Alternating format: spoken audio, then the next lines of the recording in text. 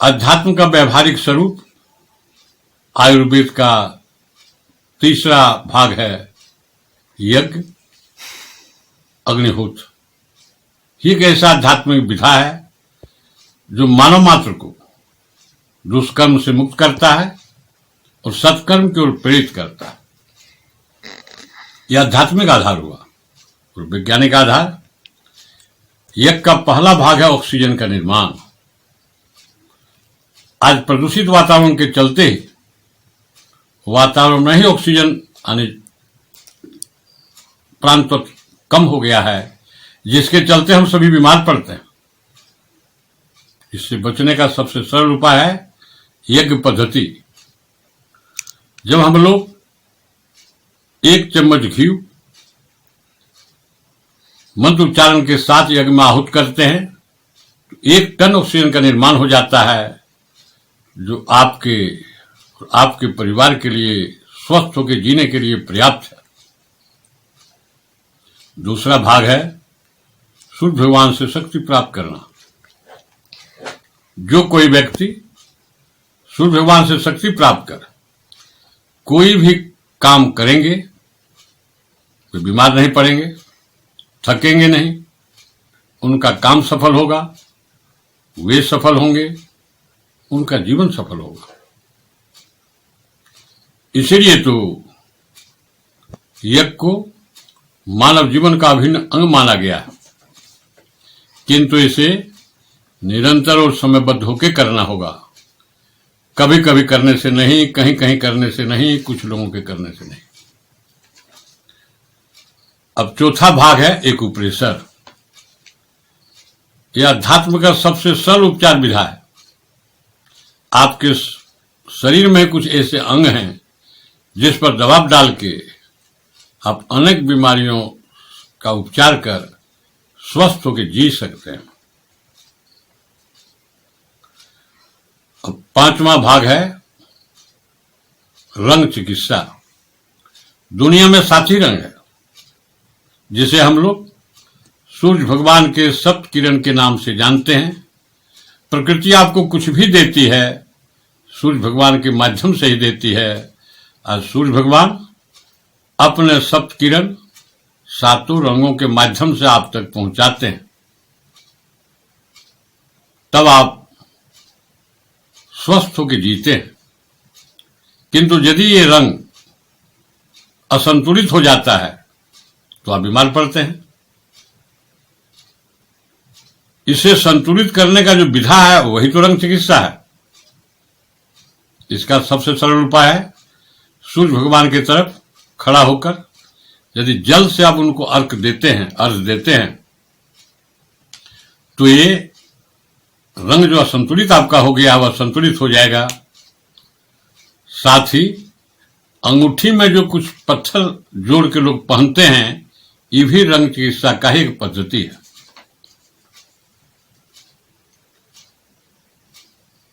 छठा है pranic healing.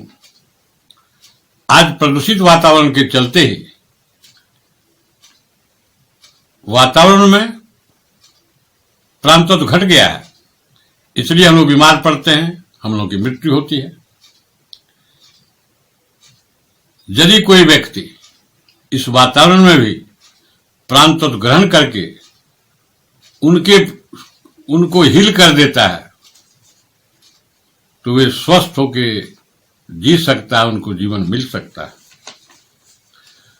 7वां है मुद्रा चिकित्सा। भगवान शिव जी को आप बराबर किसी न किसी मुद्रा में देखते होंगे। वे खासकर 3 मुद्राओं में अधिकांश देखे जाते हैं। पहला है ध्यान मुद्रा, दूसरा है ज्ञान मुद्रा और तीसरा है पुस्तक मुद्रा, जिसके चलते ही सबसे स्वस्थ देवों का देव महादेव कहलाते हैं। इसी तरह का 17 मुद्राएं हैं। इस 17 मुद्राओं से आप अनेक बीमारियों का उपचार कर स्वस्थ होकर जी सकते हैं। 8वां है गो आधारित उपचार एवं स्वमूत्र चिकित्सा। देसी गाय के आंत में ही वह 33 कोटि जीवाणु है जिसे हम लोग 33 कोटि देवता के नाम से जानते हैं, जिससे मानव अस्तित्व कायम रहता है। इसे मानव प्राप्त कैसे करता है? गाय के श्वास, लोम छिद्रों, मूत्र, गोबर, दूध, दही और घी से। इसे प्राप्त कर मनुष्य स्वस्थ होकर जीता है। किंतु यदि बीमार पड़ जाए तो पंचगव्य चिकित्सा से उपचार कर आप पुनः स्वस्थ होकर सुंदर जीवन जी पाएंगे। इस पद्धति का आविष्कारक भगवान कृष्ण थे। दूसरा है स्वमूत्र चिकित्सा। इसका आविष्कारक भगवान शिव जी थे। वे बेलपत्र खाते थे और स्वमूत्र से अपना उपचार करते थे, तो उनका शरीर का अवरोधक शक्ति इतना बढ़ गया कि उन पर जहर भी असर नहीं किया। तब लोग उन्हें देवों का देव महादेव कहने लगे। और 9वां है जड़ी बूटी से घरेलू उपचार। आज धरती पर जो भी पेड़ पौधा घास फूस है, सब आपके लिए उपयोगी है।